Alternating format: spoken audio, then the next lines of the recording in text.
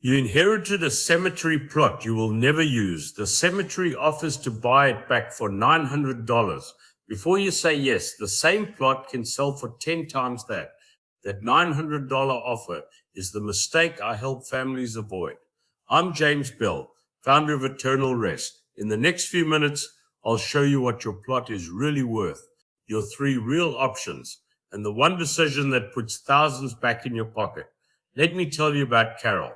Last March, she opened her father's safe deposit box in Phoenix. Inside was a brown envelope marked Cypress Hills, Brooklyn. One cemetery plot her father bought in 1971. Carol is 68.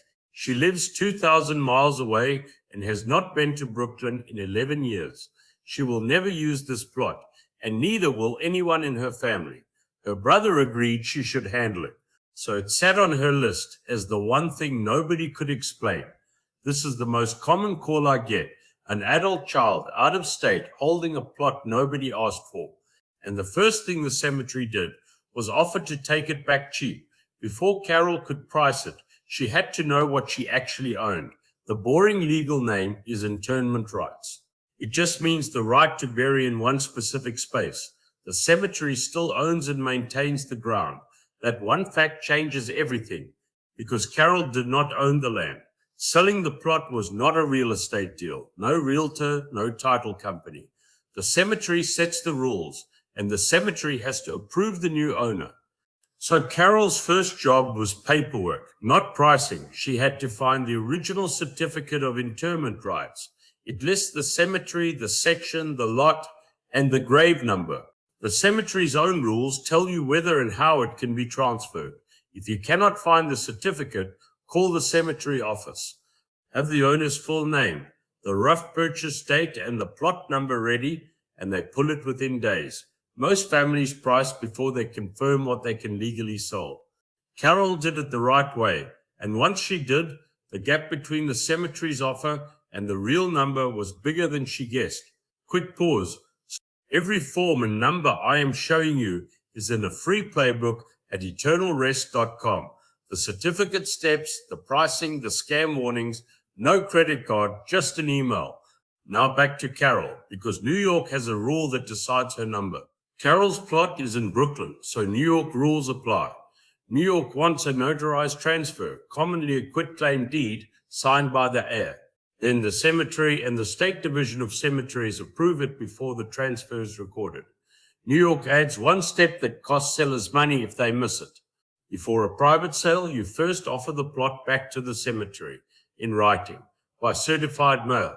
The price is what you paid plus 4% interest. They have 30 days. If they decline to match that, you have 1 year to sell to anyone you choose.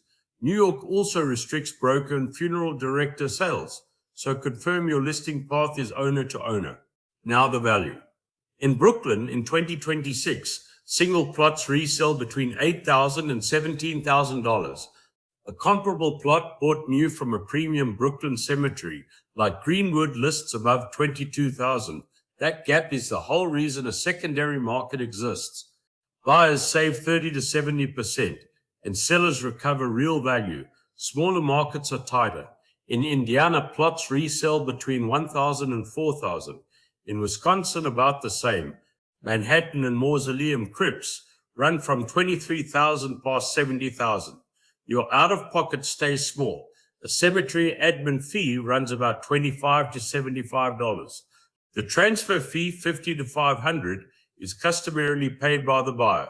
The notarized quitclaim costs Carol about $10, often free at her bank. One more piece of good news. An inherited plot gets a stepped-up basis, so selling near today's value usually means little or no capital gains.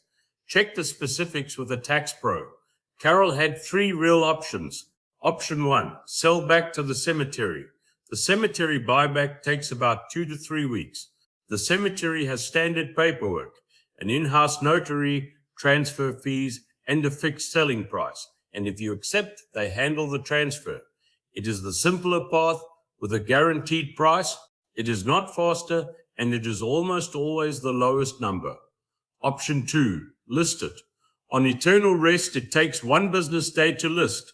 You can see your first inquiry in 7 to 10 days. After you agree on terms, transfer and payment take 3 to 10 business days.